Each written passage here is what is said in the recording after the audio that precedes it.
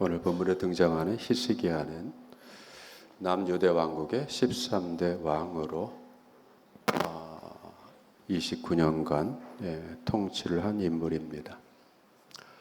25세에 왕이 되었으니까 29년간을 통치해서 한 65세 정도의 나이에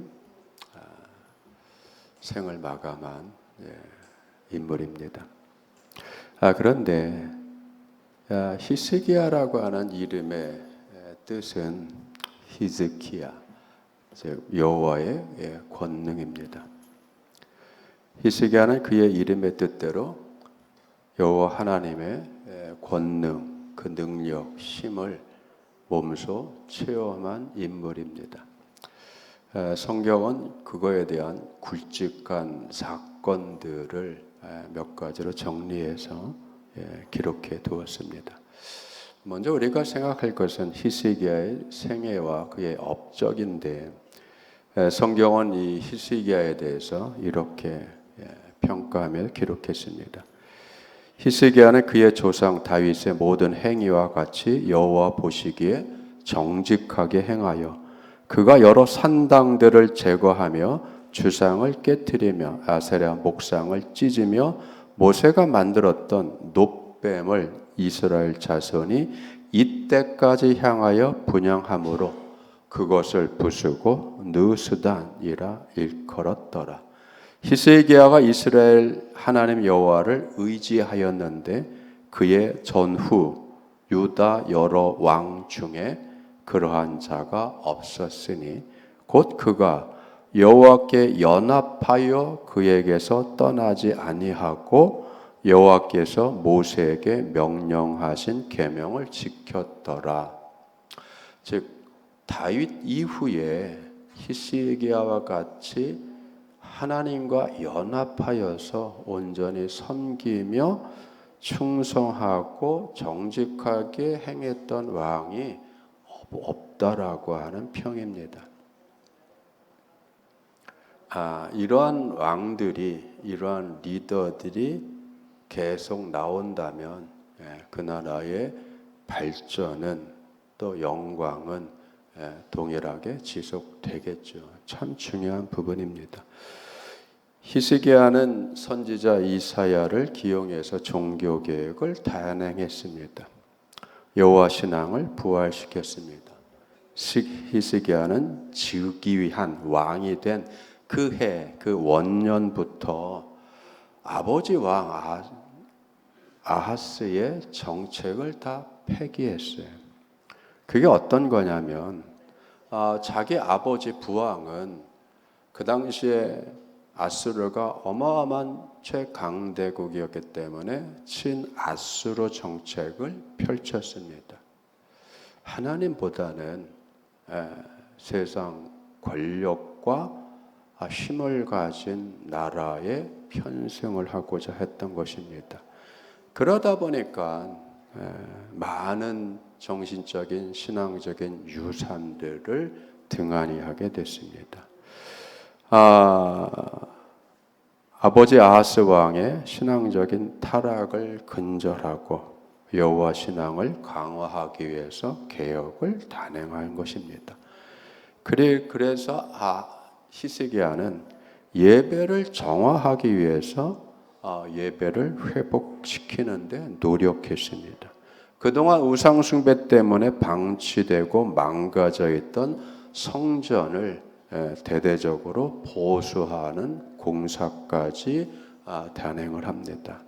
또한 레위 지파들을 모아서 성전에서의 예배와 모든 체제를 다시 재편을 했습니다.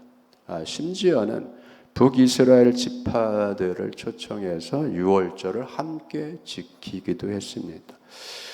히스기야가 왕위에 등극했을 때는 이미 북이스라엘은 아수르에 의해서 멸망을 했습니다. 그래서 많은 북이스라엘 유민들이 유다로 몰려왔습니다.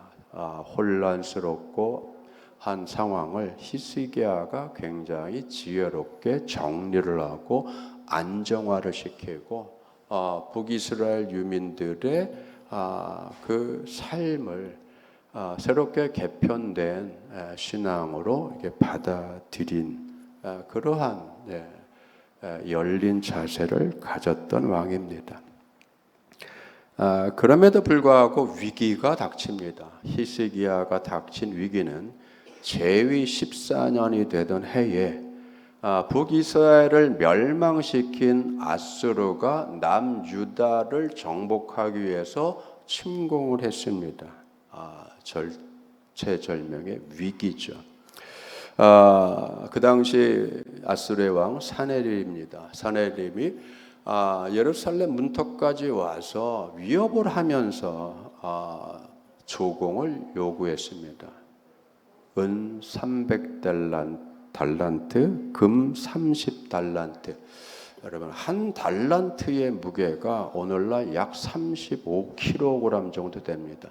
생각해 보세요. 금 35에서 40kg 되는 한 달란트를 30달란트를 내라. 은을 300달란트를 내라. 어마어마한 거죠, 여러분. 가격이나 그 양에 있어서 어마어마한 것을 요구합니다. 그죠? 등골이 휠 정도를 요구한 거죠. 그 요구를 받아들였어요, 히스기야가. 그래서 그동안 단행하면서 새롭게 체제를 갖추고 성전을 복원하는 데 들어갔던 은금을 조공을 위해서 가슴이 아프지만 다 벗겨냅니다. 기둥에 세우고 벽에 쌓았던 은과 금 것들을 다 벗겨내요. 다 벗겨내서 조공으로 바쳤습니다. 그럼에도 불구하고 아수르는 물러나지 않았어요. 계속 압박하고 예루살렘을 점령하기를 원했습니다. 군대를 보내서 예루살렘을 포위했어요. 포위하고 더 야비스러운 것은 뭐냐면 그들이 유대 방언, 즉 히브리어로, 아수르 사람들이 히브리어로 예루살렘 성을 향해서 조롱을 하는 겁니다. 여러분, 외국 군대가 와서 우리나라 말로 항복을 요구하고 조롱을 하고 구원받을 수 없을 거다. 그런 소리를 계속 듣는다고 해보세요. 지도자의 소리 듣지 마라. 그렇게 하면서 여러분 위협을 한다고 생각해 보세요. 사면초가도 이런 사면초가는 없는 거죠, 여러분. 히스기야가 이 조롱의 소리를 듣고 여러분 히브리 말, 유대 말로 해주지 마세요라고 했음에도 불구하고 아주 그냥 아수르는 무슨 소리야? 유대 백성들 다 알아들을 수 있게 우리는 유대 방언 히브리어로 할 거야. 여러분 그렇죠. 치욕스러운 거죠, 여러분. 외교가 안 되는 거예요, 여러분. 외교적인 수단이 안 되는 거죠. 왜? 집어삼키려고 작정을 했기 때문에. 그래서 이 절명의 순간 속에 히스기야가 굵은 베옷을 입고 면벽을 하고 벽을 향해 앉아서 하나님께 통곡하며 기도합니다. 하나님이 히스기야 소리를 들었죠. 하나님이 히스기야 기도 소리를 들은 것이 아니라 이미 히브리 말로 하나님을 조롱하는 소리를 들으신 거죠. 그래서 안심하라 답변을 주시고 하나님의 사자를 보내서 하룻밤 사이에 18만 5천 명을 하룻밤 사이에 죽이십니다. 사나립의 입장에서는 황당한 일이 벌어진 거죠. 갑자기 전염병이 돌았는지 뭐가 생겼는지 하룻밤 사이에 18만 5천 명이 죽어나가 송장이 되니까 어쩔 수 없이 히스기야 사네립은 물러갑니다. 그리고 고국에 돌아가서 그는 비참하게 아들에게 살해를 당합니다. 아시죠?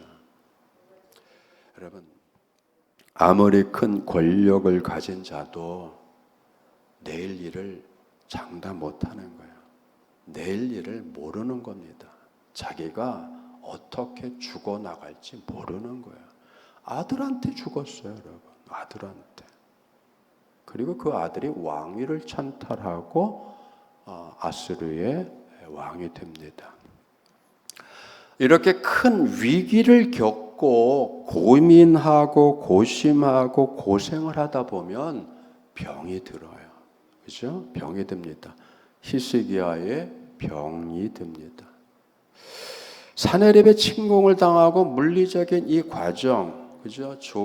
조롱을 당해야 되고 수치를 겪어야 되고 절체절명의 순간 속에 이 상황을 어떻게 벗어나야 될지 어떻게 해결해야 될지 고심하며 동분서주하지만 그거 플러스 뭐요? 여러분 애곡하고 통곡하며 하나님께 매달리는 그 어마어마한 고통이잖아. 이런 것들이 해소됐을 때에 육신의 병이 될 수 있단 말이죠.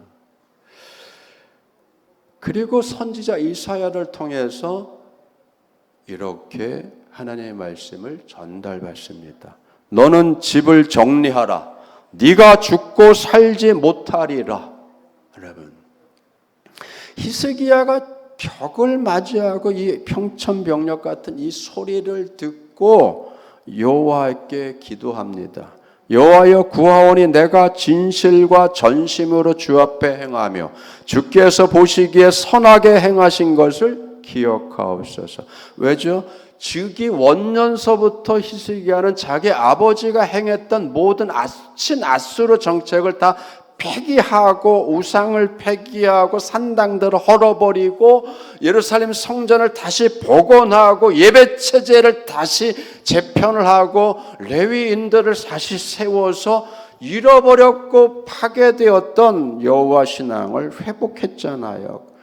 그리고 성경은 그때의 히스기야가 하나님과 연합했다고 기록할 정도로 하나님 중심으로 살았잖아요. 죽음을 앞에 둔 히스기야가 그거를 하나님께 호소한 거죠.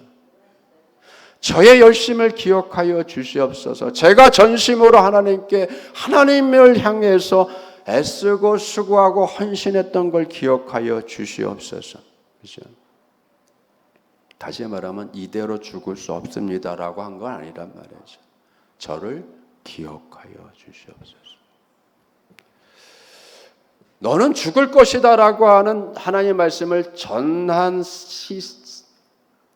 이사야 선지자가 예루살렘 성을 반쯤 지나갔을 때 하나님이 응답을 해줬습니다.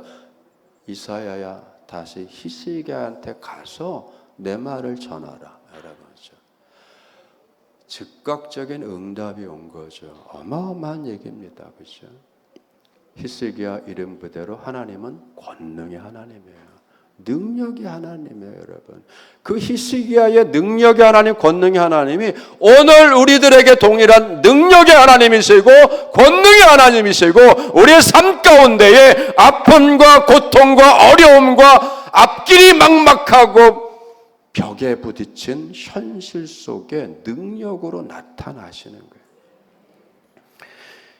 여호와께서 히스기야의 기도에 이렇게 응답하셨습니다. 내가 네 기도를 들었고 네 눈물을 보았노라. 내가 너를 낫게 하리니 네가 3일 만에 여호와의 성전에 올라가겠고 내가 네 날에 15년을 더할 것이며 내가 너와 이 성을 아수르 왕의 손에서 구원하고 내가 나를 위하고 또 내 종 다윗을 위하여 이 성을 보호하리라. 여러분, 히스기야의 병이 고침을 받았어요. 그뿐만 아니라 히스기야는 기도하지 않았던 15년의 생명의 연장까지 받습니다. 더 풍성히 주신 하나님이죠.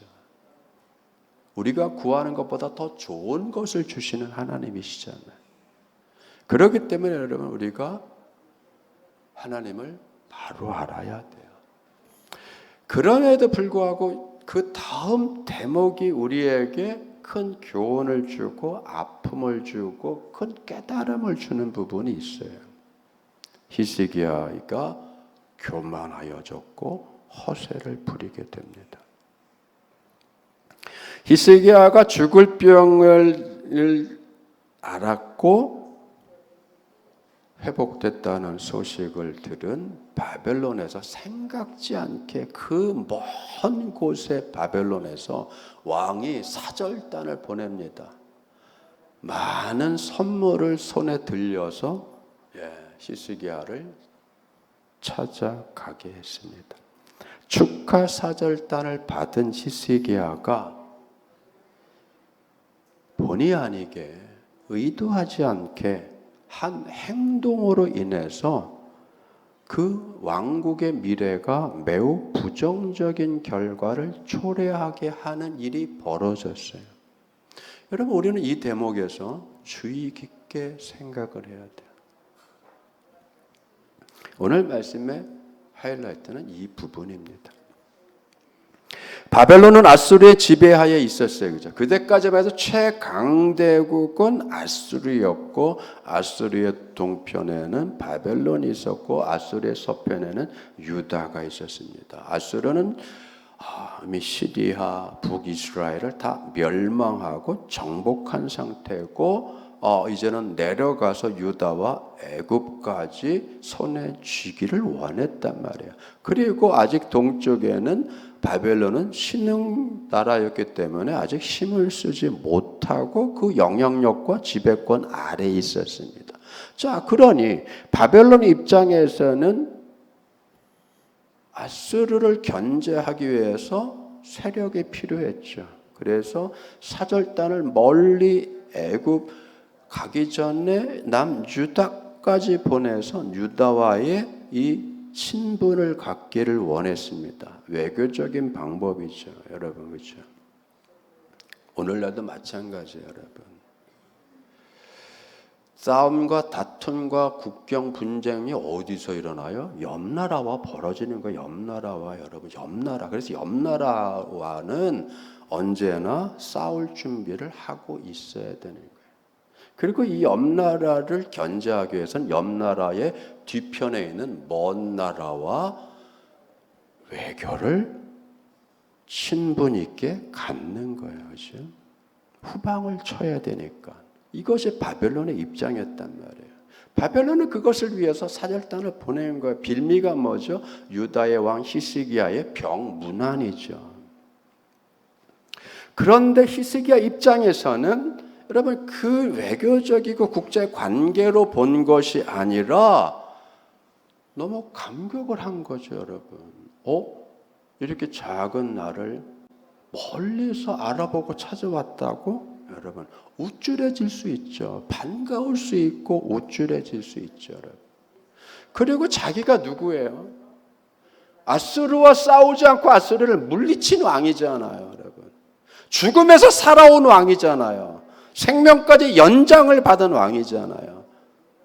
자기가 자기 존재에 대해서 얼마나 자긍심을 갖고 대단한 인물이라고 생각하지 않겠어요. 이게 패착이에요, 여러분. 자기를 이렇게 확대하는 것이, 자아 확대가 되는 것이 인생 패착의 지름길이에요, 여러분. 그래서 여러분, 이 감격에 벅차오르는 히스기야가 바벨론 사절단들에게 하도 하면 안 되는 일을 벌렸죠. 뭐래? 자기를 과시한 거죠. 허세를 부린 거죠. 그래서 어떻게 합니까? 이 부분에 대해서 성경은 이렇게 얘기합니다. 오늘 13절입니다. 히스기야가 사자들의 말을 듣고 자기 보물고에 금은과 향품과 보배로운 기름과 그의 군기고와 창고의 모든 것을 다 사자들에게 보였는데 왕궁과 그의 나라 안에 있는 모든 것 중에서 히스기야가 그에게 보이지 아니한 것이 없더라. 다 보였다는 거죠, 여러분. 간쓸게 다 내보였다는 거죠. 무기를 보여주고, 여러분, 무기를 보여준다는 것은 동맹관계도 아닌 나라의 무기고를 보여준다? 여러분, 다 가져가세요라는 거하고 무슨 차이가 있어요? 재정 상태를 보여준다? 여러분,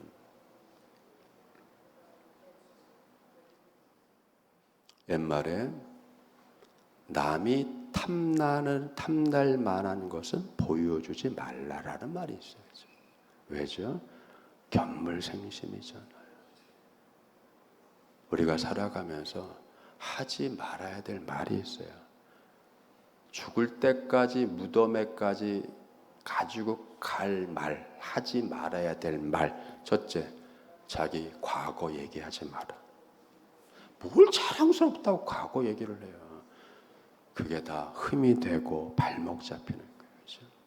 돈 자랑하지 마라. 재산 자랑하지 마라.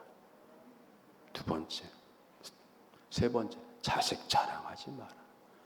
여러분, 네 번째, 아픈 거, 상처난 거, 실패한 거, 이런 거 자랑하지 마라. 여러분, 그렇죠?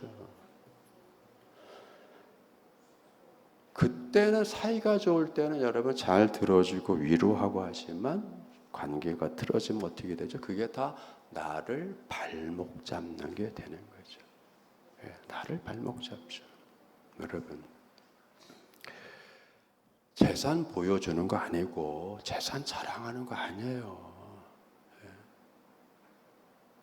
난 이만큼 벌어놨어. 난 이만큼 노력해서 이룬 거야. 여러분, 나보다 능력 있는 사람이 더 많고 나보다 가진 사람이 더 많고, 그렇죠? 여러분, 세상에는 세고 셌지 않아요. 일론 머스크라는 분의 개인 자산이 600조가 넘습니다. 그분 앞에서 뭘 자랑할 거예요?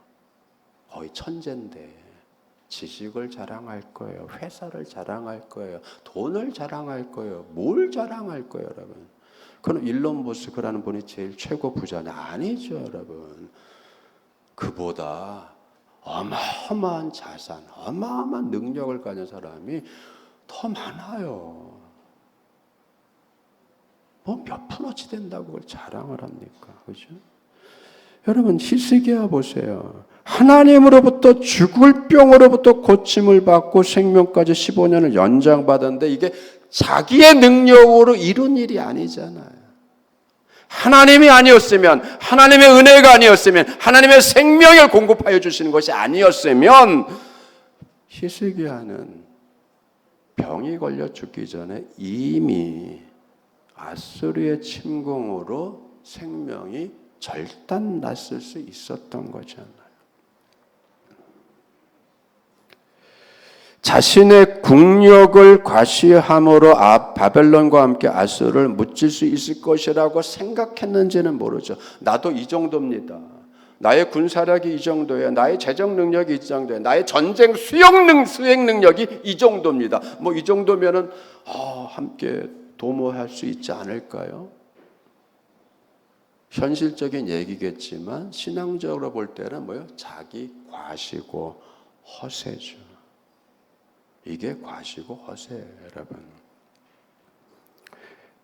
믿음의 공동체, 유다는 믿음의 공동체고 하나님의 공동체입니다. 다시 말하면 하나님을 절대적으로 의지하고 살아가는 하나님의 백성들의 모임이란 말이에요.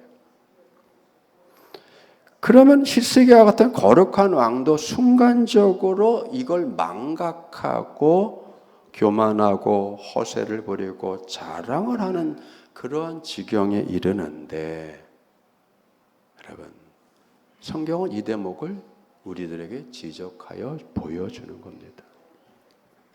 히스기야는 하나님으로부터 국가적인 이기와 개인적인 죽을 병으로부터 구원받은 사람임에도 불구하고 그 죽을 병에서 또는 대제국 아수르의 침공에서 하나님의 은혜로 하나님의 능력으로 구원받았음에도 불구하고 히스기야는 그걸 잊어버린 거죠.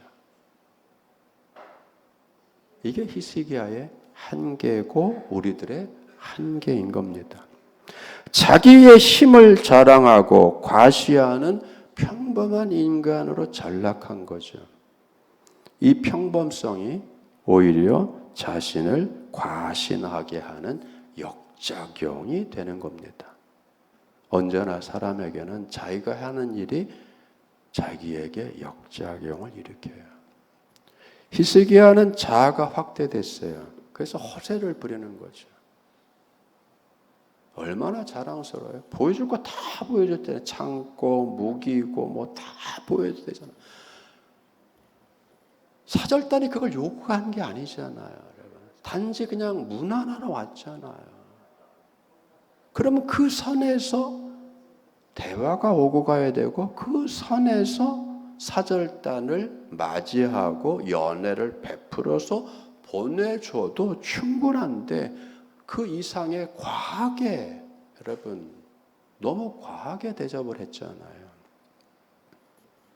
히스기야의 자아 확대는 결국은 그만큼 하나님을 소외시키는 것이 되는 겁니다. 내가 커질수록 하나님은 작아지고 내 능력으로 했다고 생각할수록 하나님의 은혜는 작아지고 거꾸로 돼야 되는데 그게 아니잖아요. 왜죠? 인간이기 때문에. 간증을 하다 보면 처음에는 하나님의 은혜지만 나중에 몇 차례 하다 보면 어떻게 되죠? 내가 그런 사람이에요. 내가 그런 사람이에요. 여러분. 내가 그런 사람이 되잖아요. 하나님의 은혜는 작아졌어요. 이런 거죠. 내가 기도했더니 응답 왔습니다. 내가 기도했더니 응답이 왔대. 여러분. 어디가 강조된 겁니까? 내가 기도한 것이 강조가 되는 거예요. 그 다음에 하나님의 응답은 따라 그냥 오는 거예요. 그렇지 않잖아요. 나를 기도시키니까 누구죠? 하나님. 나를 깨닫게 하니까 누구죠? 하나님. 주님을 사모하게 하는 마음을 주시니까 누구죠? 하나님. 그러니까 모든 것이 하나님이시란 말이에요. 여러분 그걸 고백했어야죠. 사절단 앞에서 내가 섬기는 하나님께서 나를 죽을 병에서 나를 고쳐주셨습니다. 내가 기도하지 않았던 15년까지 생명을 연장해 주셨습니다. 나는 활 한 번 쏘지 않고 아수르의 사내립 군대가 물러나게 하시는 하나님의 그 능력을 받습니다. 저는 이런 사람입니다. 그랬어야죠. 뭐 자랑할 게 있다고, 뭐 보여줄 게 있다고, 창고며 무기고며 여러분 그걸 왜 다 일일이 끌고 다니면서 그걸 보여주고 문을 열어 제끼고 왜 그러는 겁니까? 그게 다 뭐예요? 과시욕이고 허세욕이고 허풍스러운 것이고 망상이죠. 자아 확대 망상이죠. 이 바벨론에서 사신이 왔다는 소리를 듣자마자 이사야가 좀 이상해서 후다다닥 뛰어왔습니다. 그리고 왕에게 얘기합니다. 이 사람들이 무엇을 말했습니까? 왕은 그들에게 뭘 보여줬습니까? 즉 그들이 왕궁에서 무엇을 보았나이까? 히스기야가 자랑스럽게 얘기합니다. 내 궁에 있는 모든 것을 그들이 보았나니 나의 창고에서 하나도 보지 아니한 것이 없나이다. 여러분, 그러자 하나님이 이사야를 통해서 히스기야에게 말씀합니다. 여호와의 말씀이 날이 이르리니 왕궁의 모든 것과 왕의 조상들이 오늘날까지 쌓아두었던 것이 바벨론으로 옮겨간 바 되고 하나도 남지 아니할 것이요 또 왕의 몸에서 난 아들들 중에서 사로잡혀 바벨론 왕궁의 환관이 되리라. 종이 된다는 거죠. 왕자들이 종이 되는 거예요. 모든 것은 다 거덜납니다. 조상 때부터 모아두고 했던 모든 보물들까지 다 탈취를 당합니다. 다시 말하면 오늘의 친구가 내일의 적이 될 것이라는 선언입니다. 즉 히스기야는 한치 앞을 내다보지 못했죠. 냉혹한 국제관계의 아픔을 못 내다본 거죠. 그들이 이후에 적이 될 것이라는 것. 여러분, 오늘은 바벨론이 사절단을 보내 우호를 증진하겠다고 하지만 내일은 적국이 되어서 유다를 삼키고 유다의 모든 것을 빼앗아 갈 것이라는 뜻이잖아요. 그랬더니 여러분, 정상적인 이전의 히스기야 같았으면 이 어마어마한 이 충격적인 선언을 듣고 어떻게 했을까요? 바로 옷을 찢으며 굵은 베옷을 다시 입고 왕궁의 의자가 아니라 잿더미에 올라앉아서 내 이 미련한 것을 용서해 주시옵소서, 내 교만을 용서해 주시옵소서 라고 하나님께 매달려야 됐을 겁니다. 그런데 여러분, 히스기야는 그렇게 하지 않았습니다. 왜 그랬을까요? 모르죠, 여러분. 히스기야의 대답을 성경은 이렇게 기록합니다. 여호와의 말씀이 선하나이다. 만일 내가 사는 날에 태평과 진실이 있을진데 어찌 선하지 않겠습니까? 이게 무슨 말이죠? 여호와의 말씀이 좋습니다. 일이 그렇게 된 걸 어쩔 수 없어요. 네, 좋습니다. 그러나 만일 내 날에 평안하고 내가 안전하다면 그것으로 좋습니다. 나의 어리석은 행동으로 앞으로 내 집이 망하고 내 자녀와 후손이 거덜나고 그런 결과를 초래하는데, 히스기야의 마음은 뭐냐면 그건 내일 문제고요. 저는 사는 날 동안 그냥 편안하면 됩니다. 제가 죽기 전에 집 안 망하는 것으로 괜찮습니다. 그 얘기예요, 여러분. 회사 거덜나도 괜찮습니다. 저는 지금 월급 받으면 됩니다. 똑같은 거예요, 여러분. 회사 적잖아요. 저는 성과급 받으면 돼요. 좋습니다. 그건 다음 문제고. 이런 자세죠, 여러분. 한마디로 내 시대만 평안하고 견고하면 괜찮습니다 라고 답변한 거죠. 뭐 했어야 되죠? 자복하고 통회하고 기도하고 내 자녀와 후손의 삶을 주님이 불쌍히 여겨주셔서 은혜로 이끌어 주시기를 기도했었어야죠. 매달렸었어야죠. 이게 정상이죠. 이게 성도의 자세죠. 믿음의 사람의 자세죠. 그런데 괜찮습니다. 내 자식의 일은 알아서 본인들이 하겠죠. 네. 저는 지금 편안하면 됩니다.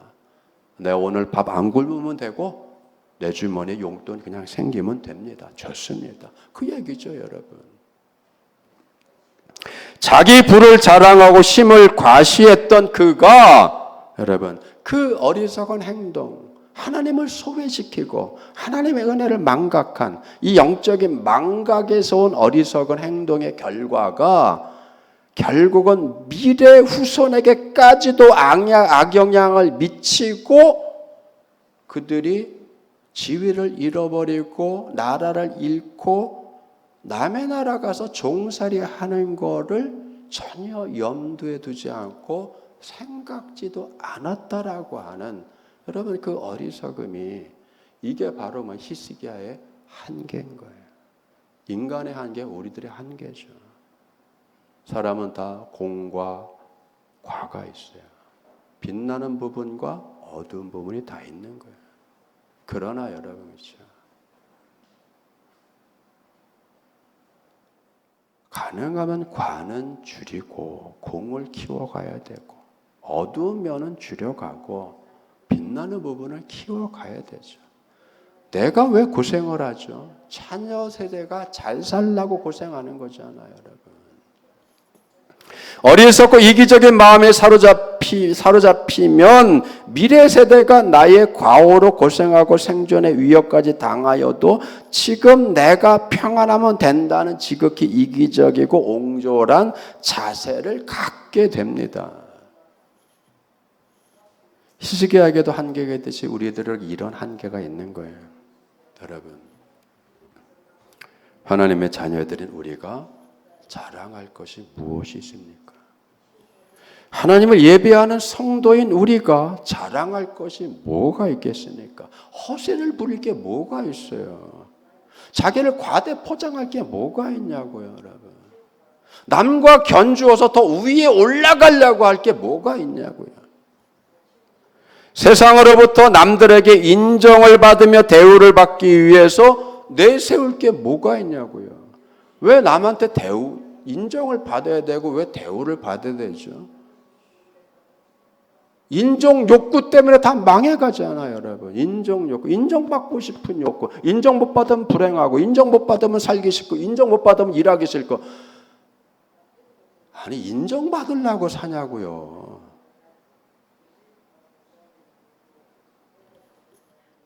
성도는 남들에게 보여주기 위해서 사는 존재가 아닌 거예요, 여러분. 그러니까 남에게 보여주려니까 뭐 체면을 차려야 되고, 무슨 예의 범절을 떨어야 되고, 겸손을 떨어야 되고. 진짜는 아닌데 이걸 예수님 뭐라고 그랬어요? 외식하는 거다. 그렇죠? 겉으로 꾸미는 삶. 허장성세가 되면 안 되잖아요. 겉으로 화려하게 꾸미는데 속은 말라 비틀어져 가고, 여러분. 소질과 믿음으로 살며 하나님의 은혜 안에 살며 말씀에 따라 순종하며 살아가는 것이 우리와 우리 자신과 후손을 위해 복이 된다는 것을 우리가 기억해야 돼요. 우리 후손들의 삶에 우리는 책임 있는 게, 오늘의 책임은 내일의 결과에 대해서 책임감을 가져야 되는 거예요. 이것이 뭐예요? 믿음의 통찰력입니다. 먼 미래를 내다보는 것이 여러분 통찰력이에요.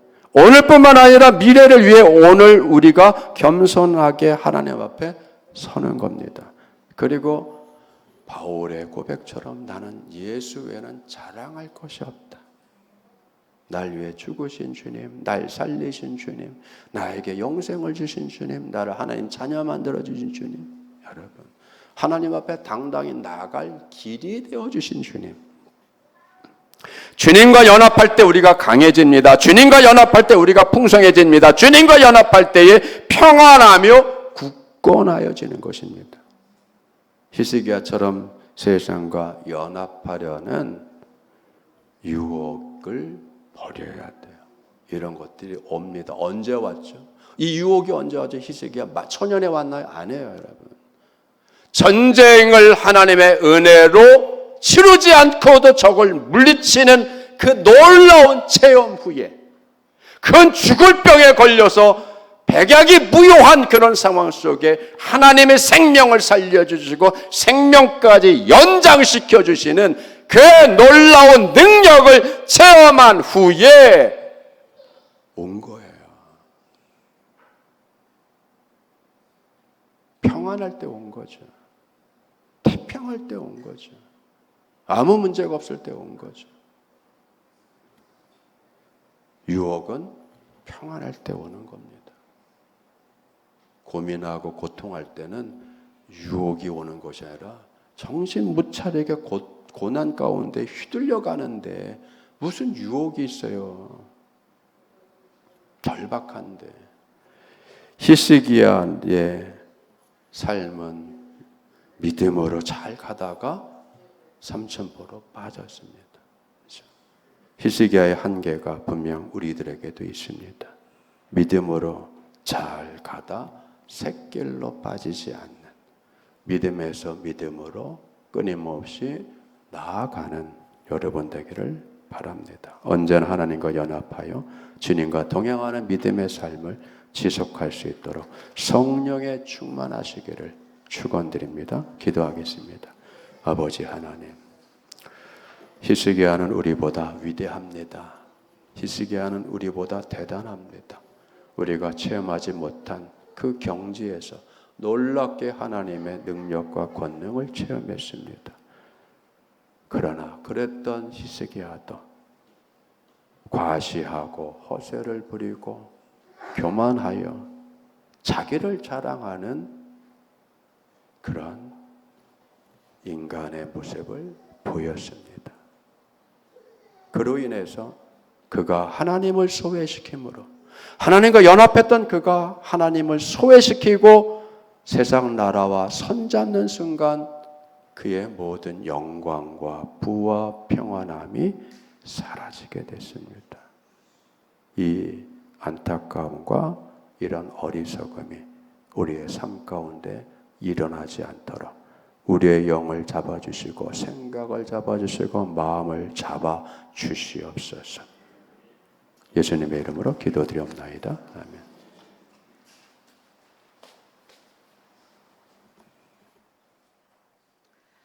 다 같이 일어나셔서 찬송가 438장 찬양